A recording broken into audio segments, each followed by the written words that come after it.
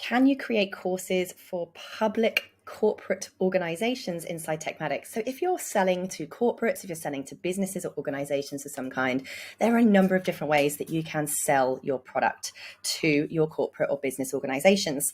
Now, one way that most people prefer to do this, because their organizations usually have very specialist payment terms or contractual terms with their clients, many course creators tend to invoice separately instead of having a sales page or a subscription based around their particular product. Now, of course, if you do have a really simple course that you're selling to corporates and you want to add a payment plan, or you want to simply add a subscription price that automatically deducts from their credit card, of course, you can set up a course as normal inside your TekMatix account for your corporates. But if you are creating a sales process for your corporate organizations whereby you have privately created a course or a training or a product for them, you are mass enrolling a large number of employees, and you want that course to be hidden from the public, there are a number of different ways that you can approach this. But my preferred sort of or suggestion for that would be that you go in and create your course. So you go into your sites and courses, you click on products,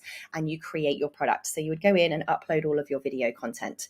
Your thumbnail, I would recommend you make customized or branded around that client's actual logo and branding. So it's really, really clear that if I work for McDonald's and this program's for McDonald's, it's got a McDonald's logo on the front. I know as the employee when I go into my courses area that that course is for me. But you also want to keep that private from the public, because obviously you don't want anyone accessing this program other than the clients who have paid through your private contract or through your invoicing system.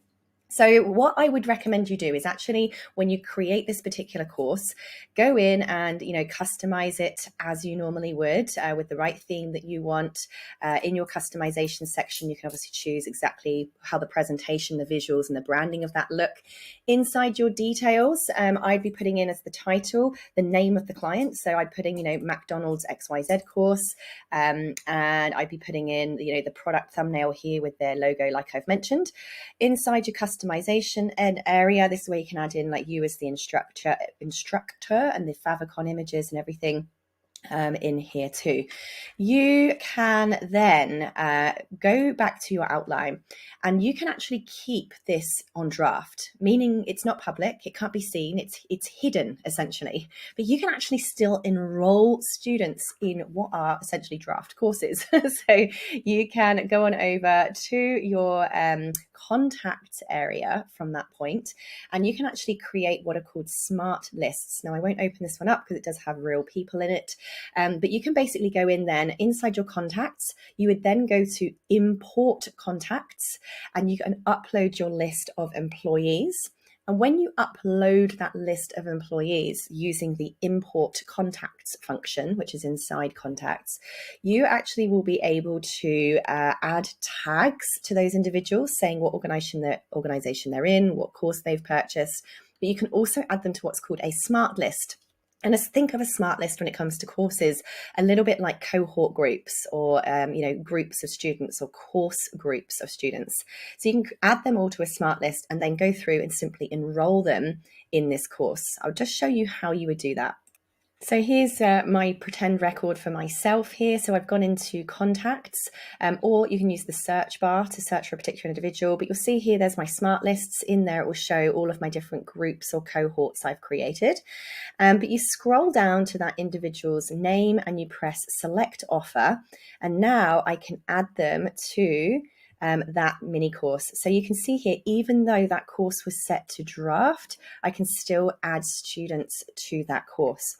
So that's one way of doing this.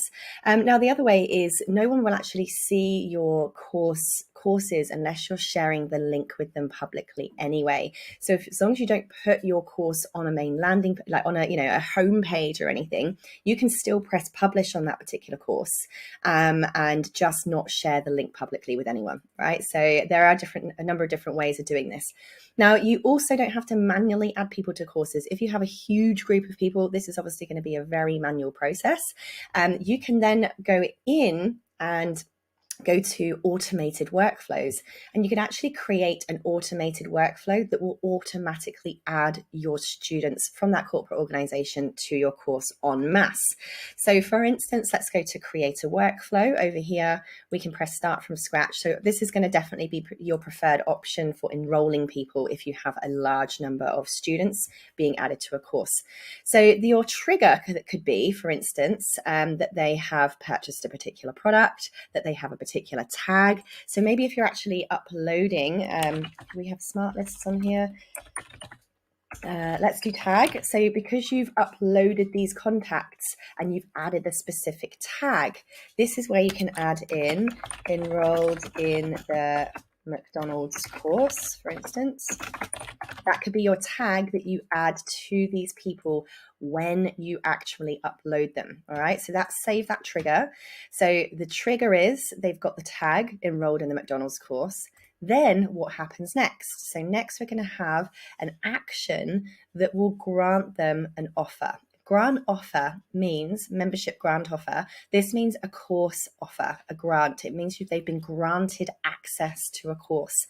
I know that's not really very clear in the language there, but again, we're trying not to use the word course because this could be a membership, it could be a subscription, it could be a course, it could be a program, it could be a book, it could be an ebook, right? There's so many different types of digital products. But membership actions kind of means course and product actions. So saying membership grant offer means give them access to a particular thing. Think of that, all right? And then it will say, well, what thing do we want to give them access to?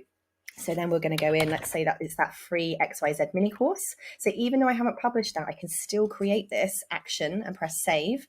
So now I can go up and just change the name. So you just click on here. So let's call this the McDonald's Mass Student Enrollment example, obviously, so my team know that I don't actually have McDonald's going on at the moment. So now if I press save and publish, let's press publish and save. So now what will happen is when I upload or mass upload that list of clients, that list of students that's come from my corporate customer, indeed this will work on private courses too if you're migrating people from another platform. When I upload them, I will add the tag at the upload point and boom, they will automatically then be given access to that course. So when they do log in, that course will automatically be sat there waiting for them. Amazing. Now, this is just one of many ways to actually do this. So if you do have more questions or specific examples you want to throw at me, please contact us on support@tekmatix.com and we will answer any questions you have. But hopefully you can see here, yes, it is possible to have corporate but privately hidden courses on your TekMatix account. You can either do that by setting up and attaching your checkout to a landing page if it's a really simple purchasing process, or you can actually do it privately, invoice privately, and then mass upload your students to automatically be given access to that particular program. Now, just as a little bit side note, having sold to a lot of corporates myself, I know that many of you will be charging for a set period of time of access. Maybe they've only purchased a year's worth of content. I don't know, maybe you want to renew their access every year to, get repeated income from these people. You can actually then set expiry durations as well. So we can actually here add a new action, scroll down to wait. So let's pretend this client, this corporate client, has only purchased like 12 months worth of access, and we're going to recharge them. Okay, so we've got days. So I'm going to change this to days. So that'll be 365 days. All right, and then press save action. So we're going to, as soon as they're tagged and we upload them as a client, we're going to give them access to the course. Then we're going to wait 365 days. And then we are going to remove access. So go back to our membership actions and we're going to revoke access.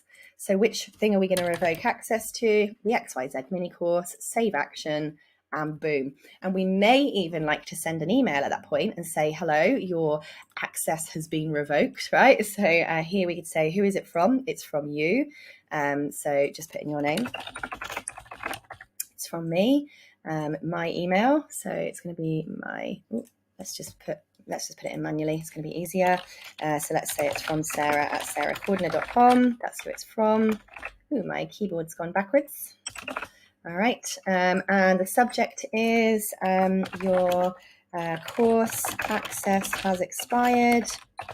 And And then we can put in our email just down here. So I can say, hi, contact first name. Just letting you know your course. Oopsie, spelling's gone crazy right now. Access has expired. Please contact your line manager for renewal. Right, and then their line manager is going to be like, everyone's saying they need to renew your course. And then you can even put your own name in here, however you want. All right, so you can see here now how this can become like an annual renewal thing for you, where you're getting that annual repetitive income from your corporate clients, and you're having access automatically be removed after a period of time. So if that's something that you're looking to do, whether it's corporates, whether it's private courses, public courses, this is a really cool way for you to control expiry periods and access, as well as maintain your annual repetitive purchasing from those corporate clients. If you've got any more questions, let us know. Happy teching!